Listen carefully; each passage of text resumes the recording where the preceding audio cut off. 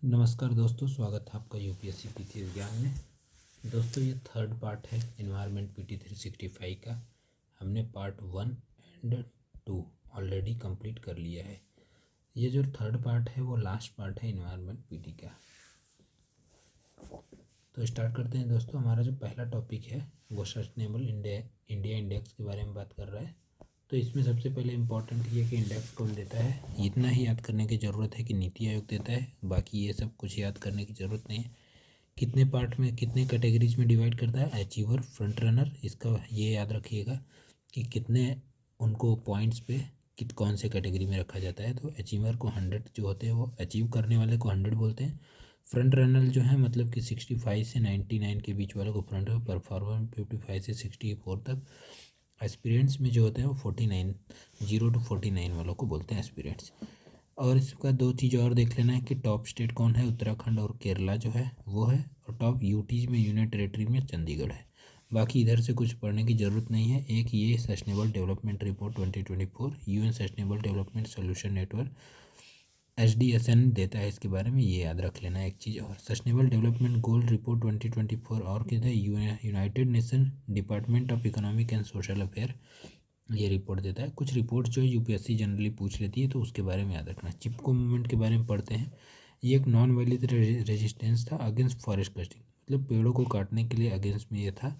That began in the कहाँ, रानी village in Uttarakhand में जो है। इसके किसको किसको इसने इसको लीडरशिप किसका किसका था इसमें, तो सुंदरलाल बहुगुणा, चंदी प्रसाद भट्ट और गौरा देवी। ये नाम याद रख लीजिएगा। यूपीएससी जनरली पूछ सकती है कि ये मोमेंट और उसके आगे पब्लिक मतलब पर्सनालिटी इन्वॉल्व टू, ये क्वेश्चन फॉर्म फ्रेम कर सकती है। उसके पहले आपको हम बता देते हैं कि चिपको मूवमेंट जो है पेड़ों को ऐसे चिपक के उसको बचाने का जो एक था वो सबसे पहले कहाँ पे स्टार्ट किया गया था, तो 18th सेंचुरी में राजस्थान के बिश्नोई कम्युनिटी ने सेम ही एक ऐसा मूवमेंट स्टार्ट किया था। उसकी लीडर जो थी अमृता देवी।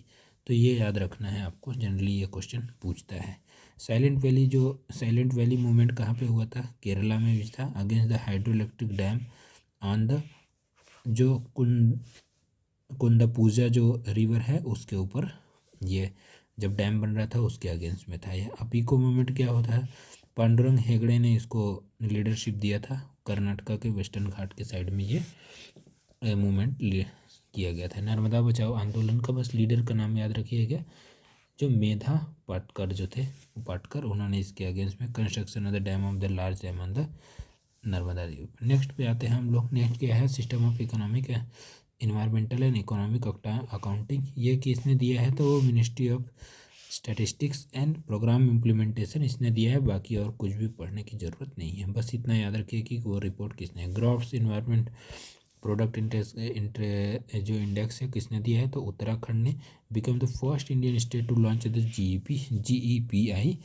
इसका GEPI is the novel method to evaluate ecological development caused by the human intervention. इसमें कुछ इसके चार पिलर कौन कौन से हैं, air, soil, tree and water, बस ये याद रखना है। नेक्स्ट आते हैं हम लोग की जो अलग अलग एनर्जी फ्यूल्स के बारे में बात कर रहा है। तो देखिए, रिन्यूएबल एनर्जी का जो ये स्टेटस बहुत इंपॉर्टेंट है, यूपीएससी इसके बारे में क्वेश्चन पूछती है। तो total share of renewable, total जो एनर्जी है, ये एनर्जी इंडेक्स है टोटल, उसमें से जो 45% है वो रिन्यूएबल एनर्जी का है और बाकी के जो 55% है वो नॉन रिन्यूएबल है। तो वो 45% है रिन्यूएबल एनर्जी का अकॉर्डिंग टू 2023 नवंबर। अब बढ़ गया होगा। सोर्स वाइज जो है देखिए, तो सबसे पहले देखिए सोलार है, विंड है, हाइड्रो है और उसके बाद जो बायोमास वगैरह जो है उसके बारे में है।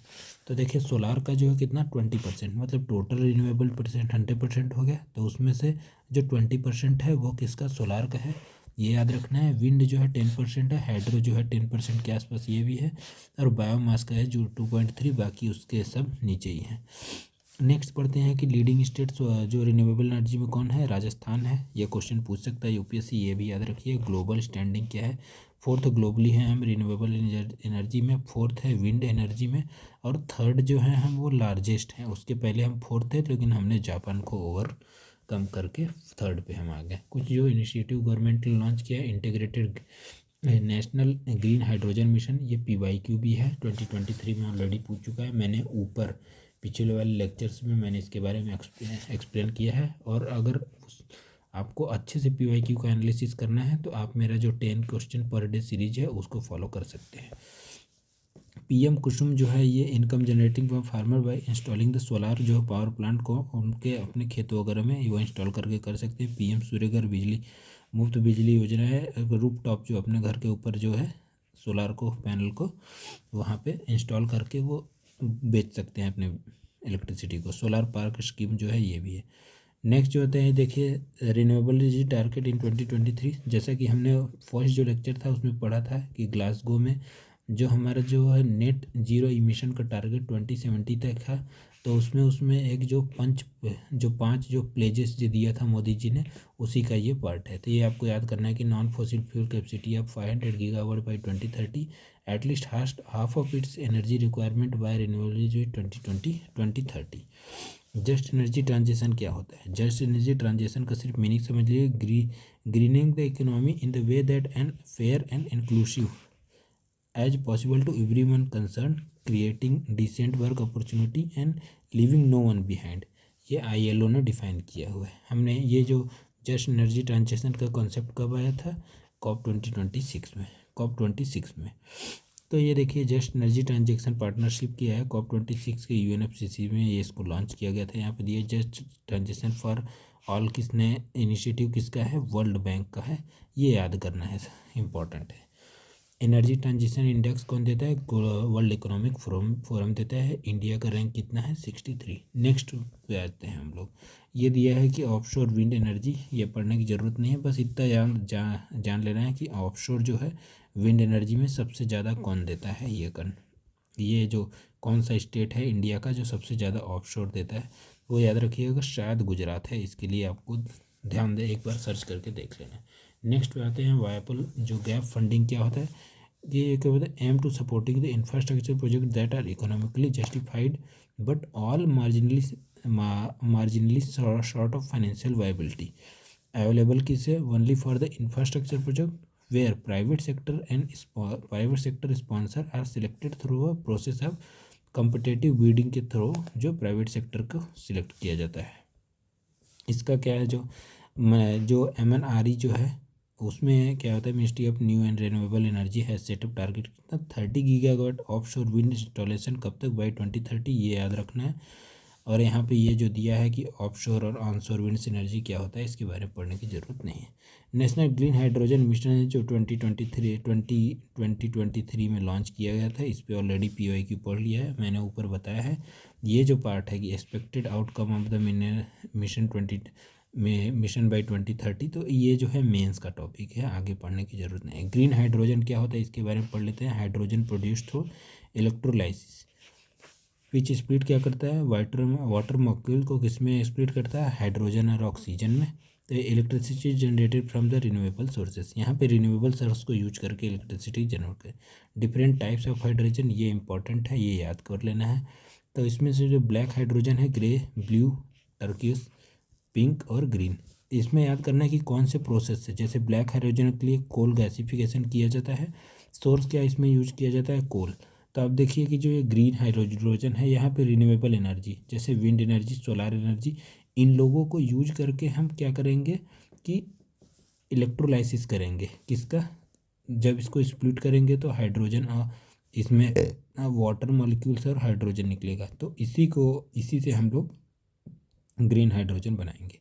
बाकी का आप लोग ये याद कर लेना कि कौन कौन से प्रोसेस करते हैं। पायरोलिसिस पता ही होता है कि हाई टेम्परेचर पे in the absence of oxygen, किसी भी चीज़ों को जब ऑर्गेनिक मैटर या तो मटेरियल्स को जब टेम्परेचर पे उसको गर्म किया जाता है, उसके जो प्रोसेस को बोलते हैं हम पायरोलिसिस। नेक्स्ट देखिए इसमें क्या होता है पायरोलिसिस टर्कोइज हाइड्रोजन में, तो ये बोल रहा है कि मीथेन इसका सोर्स होता है, इसको यूज करते हैं। बाकी नेचुरल गैस भी देखिए यहाँ पे यूज करते हैं ग्रे हाइड्रोजन के लिए, इसी इसको नेचुरल है बोलते हैं। फॉसिल फ्यूल जब बोलते हैं उसके तो ब्लू हाइड्रोजन होता है, लेकिन coal gasification, methane reformation with CCUS जो है, ये इसके हेल्प के साथ हम लोग ये प्रोसेस के हम लोग ब्लू हाइड्रोजन जनरेट करते हैं। नेक्स्ट पढ़ते हैं हम लोग की जियोथर्मल एनर्जी क्या होता है। वही जो एनर्जी जो जियो मतलब अर्थ के नीचे से जो एनर्जी जनरेट होती है, क्यों? Due to the radioactive decay and continual heat loss from the earth formation. उसी से जियोथर्मल एनर्जी जो है तो जनरेट करती है। पढ़ लेते हैं इसको। It is A renewable heat energy generated and stored in the earth, उसी को हम लोग बोलते हैं। ये देखिए कुछ जगह है इंडिया का, जैसे कि नॉर्थ वेस्ट के हिमालयाज़ में होते हैं। मानारान जो है एक जगह है, वहाँ पे होता है। जम्मू कश्मीर के वहाँ पे भी जनरेट होता है। उसके बाद नॉर्थ ईस्ट हिमालय में कहाँ कहाँ पे होता है, ये जगह नॉर्मली पढ़ लीजिएगा जियोथर्मल एनर्जी के लिए। देखते हैं क्या होता है। 100% फाइनेंशियल सपोर्ट देता है ministry of renewable energy to government और नॉन जो profit research organisation and up to 70% to industry and startups को, कि आप लोग प्रमोट करिए इसको, रिसर्च इसको जियोथर्मल एनर्जी को प्रमोट करिए और उसको एक्सट्रैक्ट करने की कोशिश करिए, स्टोर करिए। और उसके बाद क्या होता है कि हमने एक स्कीम भी लॉन्च किया है जिसका नाम है MAHIR mission on advance and high impact research. Next आ जाते हैं अंडरग्राउंड कोल गैसिफिकेशन। देखिए कोल गैसिफिकेशन का प्रोसेस क्या होता है, जिसमें an energy manufacturing process where coal is क्या हो गैसिफाइड। कोल जो होता है ये कोल है, इसको गैस के फॉर्म में कर देंगे, chemically converted into the synthesis gas in its original coal steam. तो इसी को बोलते हैं हम लोग coal gasification. This process initiated by injecting steam and air और oxygen into the steam and igniting, मतलब जलाते हैं। इट रिक्वायरिंग द टेम्परेचर कितना 1000 डिग्री सेल्सियस के आसपास, तो वो कोल गैसिफिकेशन आता है। कोल गैसिफिकेशन का क्या हेल्प कैसे करेगा, कोल गैसिफिकेशन से जो पोल्यूशन लेवल है वो कम हो जाएगा। पर कोल गैसिफिकेशन इटसेल्फ जब हम लोग इग्निट करते हैं उसको, टेम्परेचर पे उतने टेम्परेचर होता है वहाँ पे भी जो यूज करते हैं टेम्परेचर को, जो हम एनर्जी यूज करते हैं वो भी अगर रिन्यूएबल नहीं है तो वो अल्टीमेटली वो भी नॉन रिन्यूएबल एनर्जी में ही काउंट हो जाएगा। पर कोल गैसिफिकेशन से हम बहुत सारे जो इमिशन का जो लेवल है वो रिड्यूस कर सकते हैं। ठीक है। नेशनल कोल गैसिफिकेशन मिशन भी लॉन्च किया था, जिसमें से 100 मिलियन टन ऑफ कोल को बाई 2030 तक हमको लिक्विफाई करना है, गैसिफाई करना है। नेक्स्ट आते हैं सस्टेनेबल एग्रीकल्चर में। तो देखिए नेचुरल फार्मिंग क्या होता है। नेचुरल फार्मिंग जो होता है ना, हम लोग पूरे तरीके से जब हम नेचुरल इनपुट्स जैसे कि chemical free low input climate resilient farming system based on the life stock and locally available resources while eliminating synthetic agrochemical, जिसमें हम कुछ भी सिंथेटिक जो एग्रोकेमिकल्स का कभी यूज नहीं करते हैं, उसी को हम लोग क्या बोलते हैं, national natural farming. National mission on natural farming क्या है, ये जो है वो भारतीय प्राकृतिक कृषि पद्धति वाज रीनेम्ड क्या national mission on natural farming from 2023 to 2024 for implementation across the country. जो ये सेंट्रली स्पॉन्सर्ड स्कीम है, ये याद रखिएगा। स्पॉन्सर्ड मतलब सेंटर और स्टेट दोनों का कंट्रीब्यूशन है इसके लिए।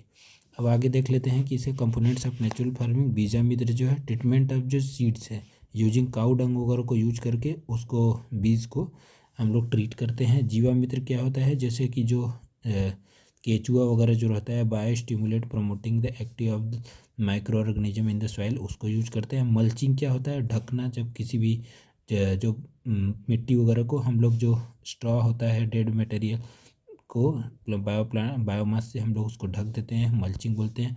और पासा का होता है activating earthworm in the soil for the water vapour condensation, इसको बोलते हैं। तो ये कभी भी पूछ सकता है कि नेचुरल जो फार्मिंग है उसके कंपोनेंट्स क्या हैं, तो बीजामित्र, जीवामित्र, मल्चिंग, वपासा, ये याद रखना है आपको।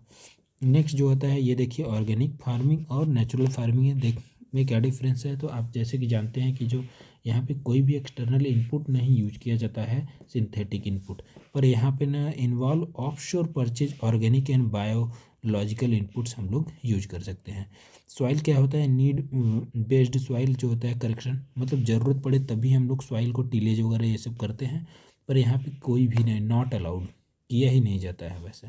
Required practices like the प्लाइंग, tilling, mixing of the नर्से मैन्यूर्स, वीडिंग वगैरह करते हैं। पर यहाँ decomposition of organic matters by microbes earthworm is encourage on the soil surface, न कि हम खुद से करने लगे।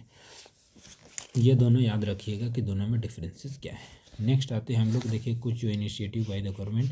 National centre for management of agriculture extension manage नाम का एक स्कीम लॉन्च किया था। National centre for organic and natural farming, national mission of sustainable agriculture, और उसके बाद परंपरागत कृषि विकास योजना भी गवर्नमेंट ने लॉन्च किया है। नेशनल पेस्ट सर्विलियंस सिस्टम में क्या है, to reduce the independence of farmers on the pesticide retailers and inculcate a scientific approach among them towards the pest management को कैसे हैंडल करना है उसके बारे में बताता है। नेक्स्ट जो आते हैं topic, the food waste index कौन देता है, यूएनईपी देता है, यूनाइटेड नेशन एनवायरनमेंट प्रोडक्ट, उसके बारे में बस ये देख लीजिएगा। एक आपको डेटा इससे रिलेटेड बता देता हूँ कि फाओ क्या बोलता है। फाओ क्या बोलता है कि जो 40% अब जो इंडिया का जो टोटल जो है फूड जो होता है वेस्ट होता है पोस्ट हार्वेस्ट। सिर्फ क्यों, due to the lack of storage facility, ये याद रखिएगा। नेक्स्ट आते हैं हम लोग, व्रैप क्या होता है। व्रैप के बारे में यही बता रहा है कि ये देखिए व्रैप क्या होता है, waste and resource action program क्या होता है, ये याद रखिएगा। ये it is a climate action NGO है, एक एनजीओ है स्टेब्लिश्ड इन यूके 2000 में, working to tackle cause of the climate crisis and give the planet a sustainable future, suggestion for the in reducing food waste through the collaborative approach. अलग अलग जो NGO organisation government के साथ collaborate करके ये जो food wastage है उसको रिड्यूस करने का काम करता है व्रैप, ये याद रखिएगा। नेक्स्ट जो कुछ जो टर्म्स हैं उसके बारे में हम लोग पढ़ लेते हैं कि पैरा क्रॉपिंग सिस्टम क्या होता है। रिले मेथड है on stowing with short duration pulses oil seed which are broadcast in the standing crop of rice, जो कि अबाउट जो two weeks before its harvest, ठीक है। डज नॉट अलाउ क्या, intervention such as tillage feeding, ये important topic है कि does not allow कभी भी पैरा क्रॉपिंग जो है, पैरा क्रॉपिंग में कभी भी ये जो टीलेज वीडिंग इरिगेशन और फर्टिलाइजर एप्लीकेशन नहीं यूज किया जाता है। बेनिफिट क्या है, mixing land use efficiency, boost farmers income वगैरह में हेल्प करता है। ग्रीन मैन्यूरिंग क्या है, ग्रीन मैन्यूरिंग क्या है, growing of the plant belonging to leguminous family. Leguminous family मतलब कि पॉड जो जिस भी जो सीड्स होते हैं वो जिनके पॉड के अंदर होते हैं उसी को बोलते हैं लेग्यूमिनस फैमिली वाले crops. And incorporating them in the soil after the sufficient oxygen, तो ये क्या होता है जो पॉड जो लेग्यूमिनस फैमिली वाले प्लांट होते हैं वो क्या करते हैं, नाइट्रोजन फिक्सेशन में काम करते हैं, इसी के लिए हम लोग बोलते हैं green manuring, generally known as a green manuring crop in India, ठीक है। इसमें ये हेल्प क्या करता है, feeding life stock and the soil improvement में भी ये हेल्प करता है। बस ढांचा जो है कुछ होगा इसके बारे में बात कर रहा है तो ज़रूरत नहीं है, बस इतना याद रखिए कि ग्रीन मैन्योरिंग क्या होता है। नेक्स्ट जो थे इंटीग्रेटेड न्यूट्रिएंट मैनेजमेंट के बारे में बात कर रहा है। ये क्या होता है, maintenance of the soil fertility and plant nutrient supply at a optimal level for the sustaining desired productivity through optimization of benefit from all possible sources of organic, inorganic, biological components in an integrated manner। देखिए जो UPSC है उसको terms पूछने की आदत है कि आप पैरा क्रॉपिंग सिस्टम क्या होता है, ग्रीन मैन्योर, वो डायरेक्ट पूछे कि what do you mean by the green cropping, green manuring, और उसमें एक 3-4 सेंटेंस दे देगी और आपको बोलेगी कि इसमें से करेक्ट कौन सा है। तो ऐसे जो वर्ड्स होते हैं या तो टर्म्स होते हैं उनके बारे में जान लेना इंपॉर्टेंट रहता है। सैंड माइनिंग क्या बोलता है ना, second most exploited natural resources है वाटर। सैंड माइन जो होता है आप MMDR एक्ट जो होता है उसको पढ़ लीजिएगा, उसके अंदर जो सैंड है देखिए वो क्या है, माइनर मिनरल्स में आता है, इसीलिए इसका जो होता है इसका जो डायरेक्ट कंट्रोल होता है वो स्टेट के अंडर आता है, इसलिए इसका सबसे ज़्यादा ओवर एक्सप्लॉइटेशन होता है।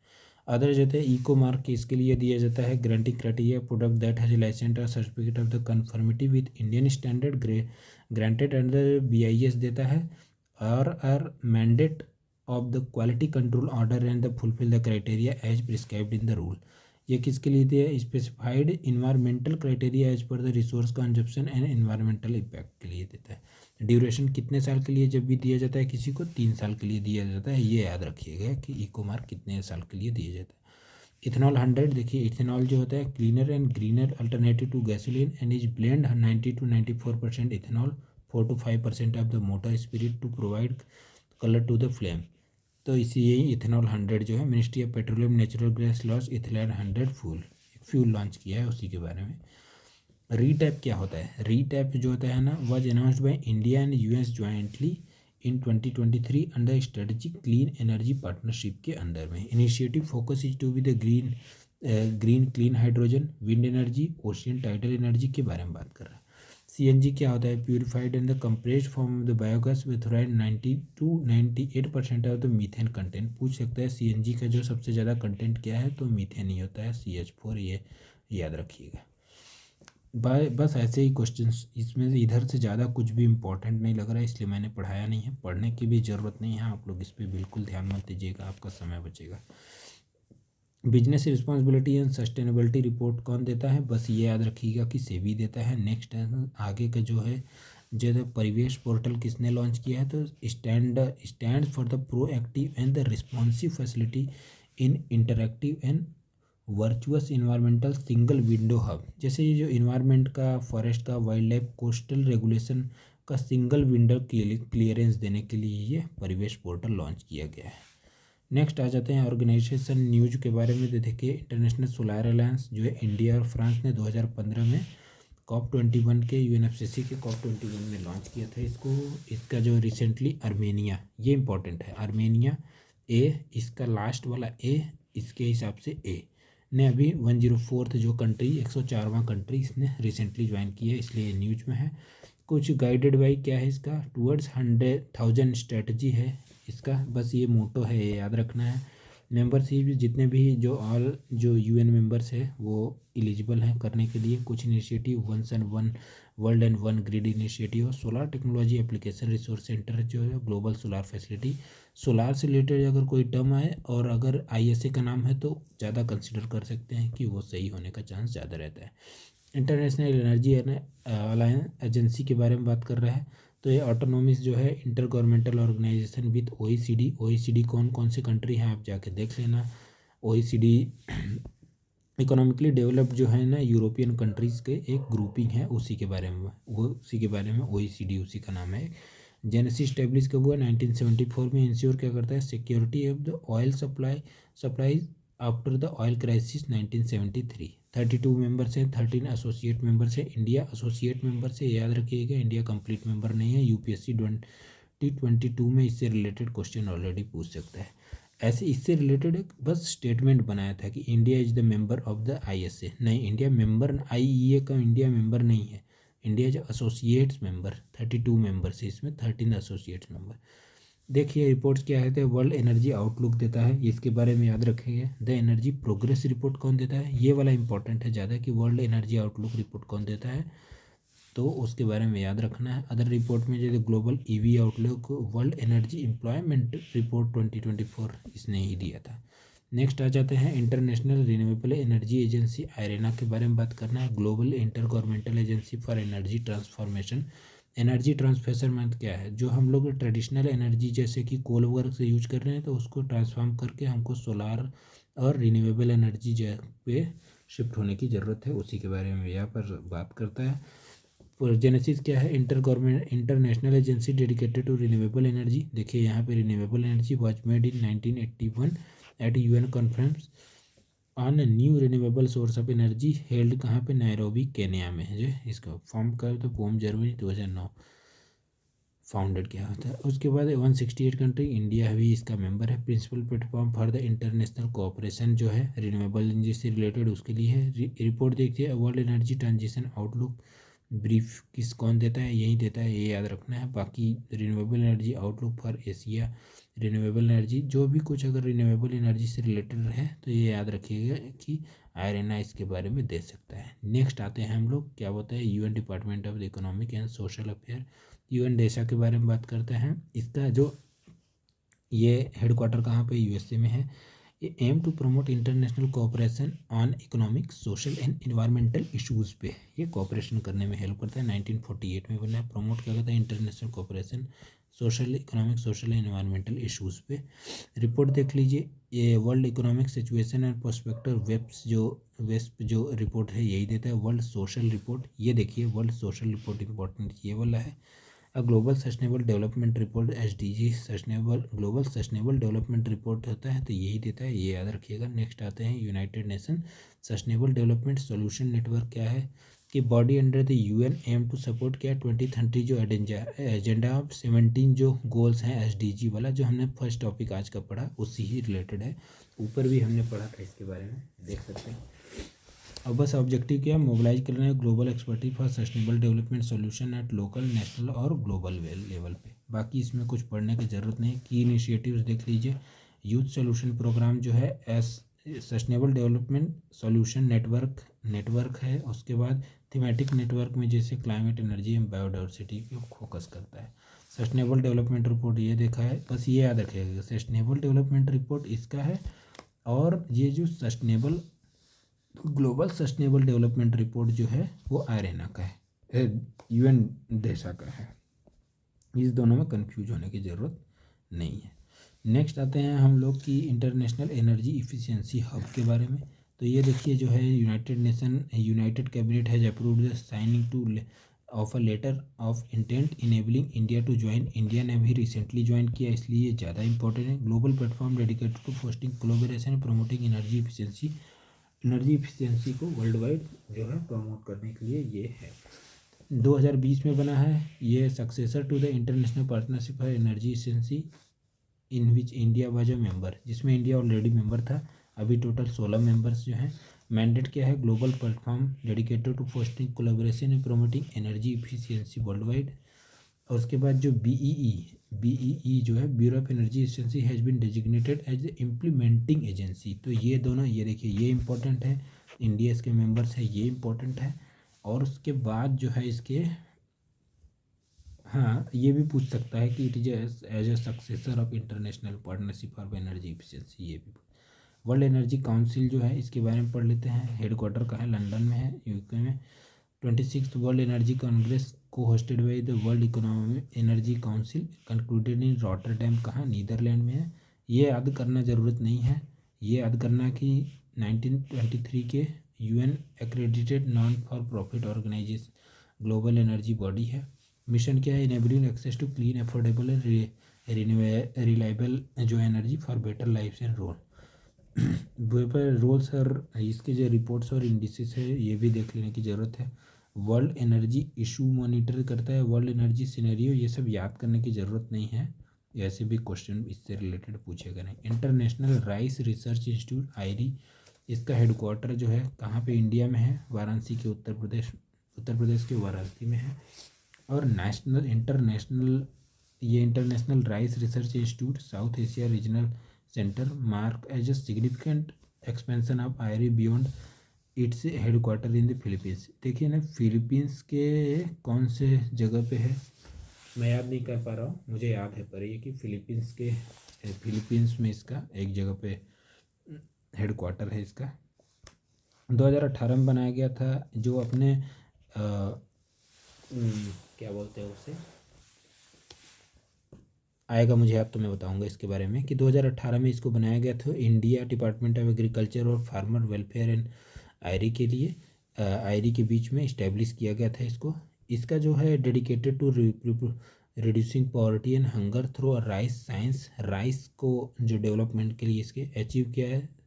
ISARC is promoting adoptance to the best agronomic and management practices like dry seed rice and alternative wet and dry. और अपने यहाँ के जो एग्रीकल्चर के क्या बोलते हैं उनको, father of agriculture, green revolution के लिए जो हमको ग्रीन रिवॉल्यूशन में के फादर जिसको हम लोग कंसिडर करते हैं, क्या नाम है उनका, ये MS स्वामीनाथन जो है वो भी इससे इन्वॉल्व थे, इसमें वो भी एज ए हेड काम कर चुके थे, इसलिए ये ज़्यादा न्यूज में है। नेक्स्ट आते हैं हम लोग जो थे डिजास्टर मैनेजमेंट। आप लोगों को डिजास्टर मैनेजमेंट जो है यहाँ से पढ़ने की ज़रूरत बिल्कुल नहीं है। आप लोग डिजास्टर मैनेजमेंट और ज्योग्राफी के दोनों के यहाँ पे पार्ट नहीं पढ़िएगा। नेक्स्ट आते हैं हम लोग की इसके बारे में है कि protected area in the news के बारे में। तो देखिए जो वाइल्ड लाइफ सेंचुरी के बारे में यहाँ पे दिया है कि ये ईटानगर वाइल्ड लाइफ सेंचुरी तो नहीं रहे, जो आप बस ये जनरली देख लीजिए कि जो गांधी जो सागर वाइल्ड लाइफ सेंचुरी ये कहाँ पे है, तो ये देखिए है मध्य प्रदेश में। तो आप ये मत सोच लीजिए कि गांधी सागर जो है गुजरात में है, नहीं, ये मध्य प्रदेश में है, ये याद रखिएगा। सारे जो हैं जगह हैं वाइल्ड लाइफ सेंचुरी 550 से ज़्यादा है, तो सारे याद करने की ज़रूरत नहीं है, कुछ जो न्यूज में है उनको जनरली याद कर लीजिए। तो देखिए Gandhi Sagar wild life sanctuary कहाँ पे है, मध्य प्रदेश में है।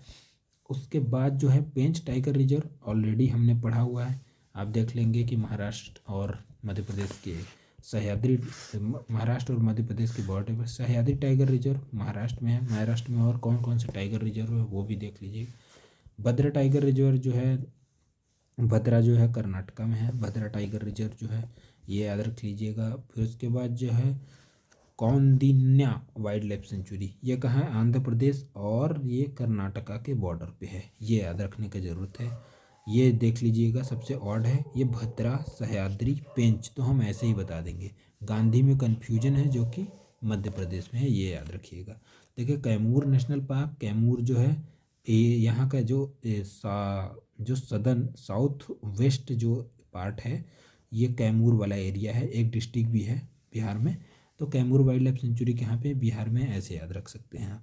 काजीरंगा नेशनल पार्क सबको पता है कि आसाम में है जो है।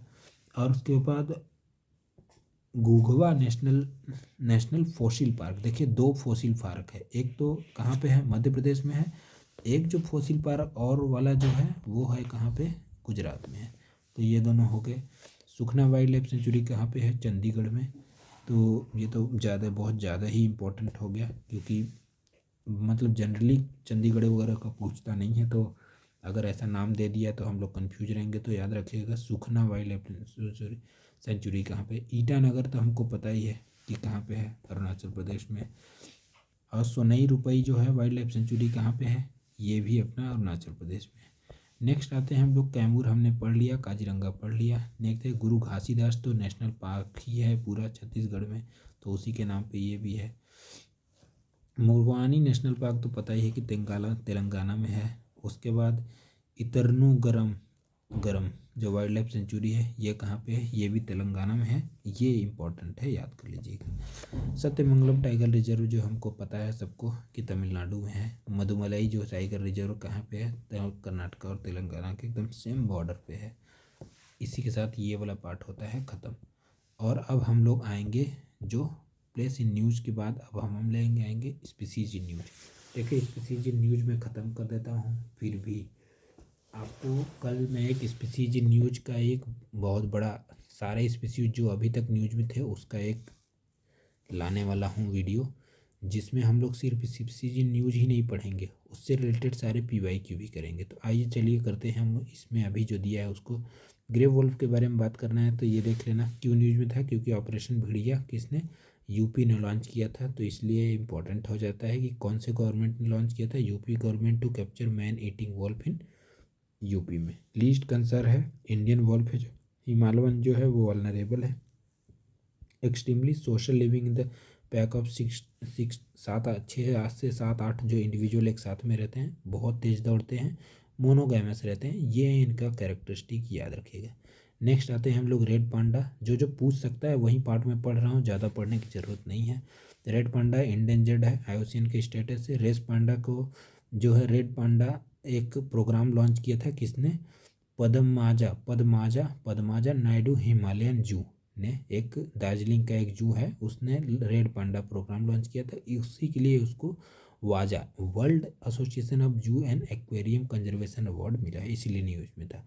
स्मॉल आर्बोरियल होते हैं, बहुत ही इंपॉर्टेंट है ये पूरा part. Arboreal matter indicator species बोलते हैं, नॉक्चर्नल रात में दिखते हैं, आर्बोरियल पेड़ पे ही ज़्यादा समय बिताते हैं, सॉलिटरी होते हैं, solitary but come together in pair in the breeding season में, and most active during the twilight or of the early morning. ये याद कर लीजिएगा, UPSC कभी भी रेड पांडा के बारे में पूछ सकती है।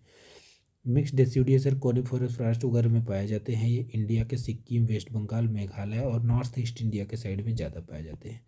और बाकी देख लीजिए अपने जो पड़ोसी देश हैं, नेपाल, भूटान, म्यांमार, चाइना में भी पाए जाते हैं। एशियाटिक लायन के बारे में बात कर रहे हैं कि जो 6 जो एशियाटिक लायन हैं उनको एक जगह से दूसरी जगह माइग्रेट किया गया है। तो आपको पता ही है कि जो गुजरात का गिर नेशनल पार्क है वहाँ पे लायन पाए जाते हैं। जो बर्दा वाइल्ड लाइफ सेंचुरी है ये भी गुजरात में ही है, वहाँ पे शिफ्ट किया गया है। तो कैरेक्टरिस्टिक क्या है, slightly smaller than African lion होते हैं। Lion have no particular breeding season, UPSC का ये PYQ है कि लाइव है ना पर्टिकुलर स्पीसीज 2024 का है ये क्वेश्चन। ध्यान से एक बार आप लोग यूपीएससी का जो मेरा 10 PYQ पर जेट सीरीज है उसमें आप जाके देख सकते हैं। वनली इन द गिर फॉरेस्ट में हैबिटेट पाया जाता है, इसलिए इसको यहाँ पे भी इसके वाइल्ड लाइफ सेंचुरी में भी शिफ्ट किया गया। प्रोजेक्ट लायन हमने कब 2020 में लॉन्च किया था। इंडेंजर्ड है, ये याद रखिएगा। नेक्स्ट आते हैं हम लोग चीता के बारे में। चीता क्यों न्यूज में था? क्योंकि हमने नमीबिया से जो चीता को रिलोकेट किया था कहाँ पे, कूनो नेशनल पार्क जो है।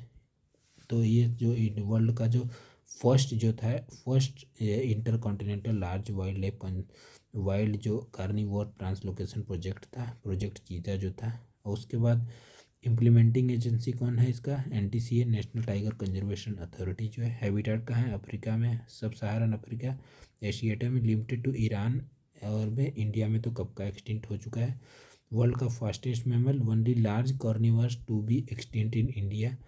उसके बाद बिग कैट में भी है। मैंने ऑलरेडी जो अपना जो पहला जो पार्ट है तो उसमें हमने पढ़ लिया है कि जो बिग कैट अलायंस है, IBCA international big cat alliance जो है, उसमें हमने इसके बारे में बात किया हुआ है। नेक्स्ट आते हैं हम लोग जो इसका नाम नीलगिरी तहर के बारे में। नीलगिरी तहर जो है तमिलनाडु गवर्नमेंट ने तमिलनाडु गवर्नमेंट ने एक जो स्कीम इसके लिए लॉन्च किया है, क्योंकि ये तमिलनाडु गवर्नमेंट का एक स्टेट एनिमल भी है। उसके बाद वनली माउंटेनियस एंगुलेट मतलब जिनके पास खुर होता है, जो पैर के लास्ट वाला जो पार्ट होता है उसको बोलते हैं हम लोग खुर। उसके बाद in southern India amongst 12 species present in India. वराइडू भी बोलते हैं इसको, ऑल्सो नॉन लोकली के वैरायडी भी बोलते हैं। इंडेमिक इंपॉर्टेंट ये है, देखिए, इंडेमिक टू वेस्टर्न घाट। और इराविकुलम जो नेशनल पार्क इन अन्नामलाई जो हिल्स है, have the largest population. State animal है, जैसा कि ऊपर मैंने बता दिया है। हुकलॉक गिबॉन के बारे में बात कर रहे हैं। The nationally board of the wild life approve oil exploration in the Assam का होलिंगपर गिबॉन सेंचुरी में 2 टाइप्स होते हैं, वेस्टर्न हुकलॉक गिबॉन्स होते हैं और ईस्टर्न हुकलॉक गिबॉन। आर्बोरियल, ये देखिए इंपॉर्टेंट है कि arboreal, directional, highly territorial, sexual dimorphism in the fur colour. Eastern male are black और फीमेल लाइट ब्राउन और गोल्डन। वेस्टर्न जो थे male black with white brown and female orange tan. Habitat जो है इंडेमिक टू नॉर्थ ईस्टर्न, ये याद रखिएगा, सबसे ज़्यादा इंपॉर्टेंट है। हुकलॉक गिबॉन ऐसे देखिए लटके रहते हैं वो पेड़ से। जो वेस्टर्न वाले हैं वो इंडेंजर्ड हैं और जो ईस्टर्न वाले हैं वल्नरेबल है। फिर उसके बाद नेक्स्ट आते हैं हम लोग, और देखिए ईस्टर्न और वेस्टर्न में ये जो वेस्टर्न वाले आसाम, मेघालय और त्रिपुरा और मिजोरम में है, अरुणाचल प्रदेश और वेस्ट में, तो मतलब नॉर्थ ईस्ट इंडिया के ये इंडेमिक है। नेक्स्ट आते हैं हम लोग आइबेक्स लिंक्स के बारे में बात करते हैं। आइबेक्स जो लिंक्स हैं ये क्या बोलते हैं कि ये अकॉर्डिंग टू IUCN जो कंजर्वेशन स्टेटस, इसको improve from the endanger to vulnerable, मतलब जो इनका संख्या है जो वो बढ़ गया है, इसलिए इम्पॉर्टेंट है ये। याद रखिएगा कि कौन सा ऐसा एनिमल है जिनको इंडेंजर्ड से वल्नरेबल में शिफ्ट किया गया रिसेंटली। कैरेक्टरिस्टिक है सॉलिटरी हंटर जो होते हैं, और उसके बाद नॉकचर्नल होते हैं, रात में ज़्यादा करते हैं। उसके अपना जो एक्टिविटीज़ जो है रात में ज़्यादा करते हैं। Many temporarily become diurnal during winter, live in the small isolated meta population. European rabbit का account for 80 to 90% of its diet. चूहा वगैरह जो होते हैं इसके। इंडेमिक टू आइबेरियन पेनिनसुला, इसीलिए तो उसका नाम ही है आइबेरियन। उसके बाद जो है the found in the southern Spain, some population in the Portugal. Avian species के बारे में बात करते हैं। इंडस वल्चर जो है हर समय न्यूज में रहता है। Moyar valley located in the Mudumalai tiger reserve जो है the only region with the largest nesting colony of the Gyps vulture in the wild. Characteristic क्या है? Possesses whitish feather on the dark and the head and neck and is the pale colour. Colonial जो nearest and often सिर्क in the flock, population is declining. ये याद करने की बिल्कुल ज़रूरत नहीं है, कुछ इतना यूनिक कैरेक्टरिस्टिक है। हैबिटेट स्पेशलाइज ओपन ग्रासलैंड में, found in the Jharkhand, Madhya Pradesh, Rajasthan में। कंजर्वेशन जो हमने मेजर ली है उसके बारे में। अब हम लोग आते हैं जो स्पीसीज हम लोग देखिए पढ़ेंगे। देखिए मैं आपको इसके पहले कि हम लोग स्पीसीज कुछ करें, मैं आपको PYQs कुछ दिखाता हूँ। देखिए देखो की टर्म्स जो होता है यूपीएससी अक्सर जो कुछ की टर्म्स के बारे में पूछते हैं। व्हाट डू यू मीन भाई, यहाँ पे व्हाट डज इंडिया का blue growth refers to. Blue मतलब क्या होता है, यहाँ पे ओशियन से रिलेटेड कुछ रहेगा। तो ये क्या बोला, a long term studies to support sustainable growth in the marine, देखिए, और मरीटाइम सेक्टर। तो इसका आंसर सी हो गया। देखिए मियावाकी मेथड के बारे में मैंने बोला ना कि टर्मिनोलॉजी यूपीएससी पूछता है तो याद रखिएगा। मियावाकी मेथड क्या है, क्रिएटिंग ए मिनी फॉरेस्ट इन कहाँ, अर्बन एरिया में, ये इसके बारे में बात कर रहा है। नेक्स्ट जो आते हैं हम लोग बायोरॉक टेक्नोलॉजी, देखिए ये भी एक की टर्म ही है, एक टर्मिनोलॉजी है। तो बायोरॉक टेक्नोलॉजी जो है वो क्या होता है कि जो कोरल रीफ्स होते हैं ना, ये मैंने अपने यूपीएससी के जो 10 PYQ पर डे सीरीज है उसमें ऑलरेडी कवर किया है, तो आप लोग जाके देख सकते हैं ऐसे की टर्म्स के बारे में।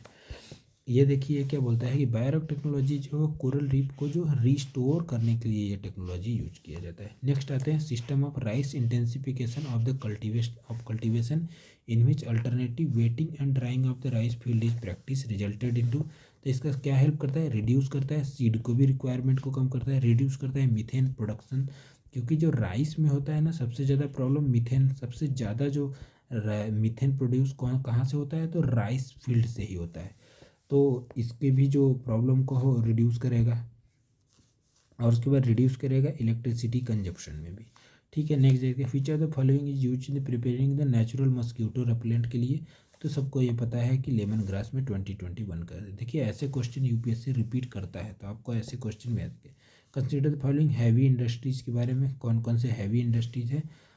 तो ये कि green hydrogen is expected to play significant role in the decarbonising how many of the above industries के बारे।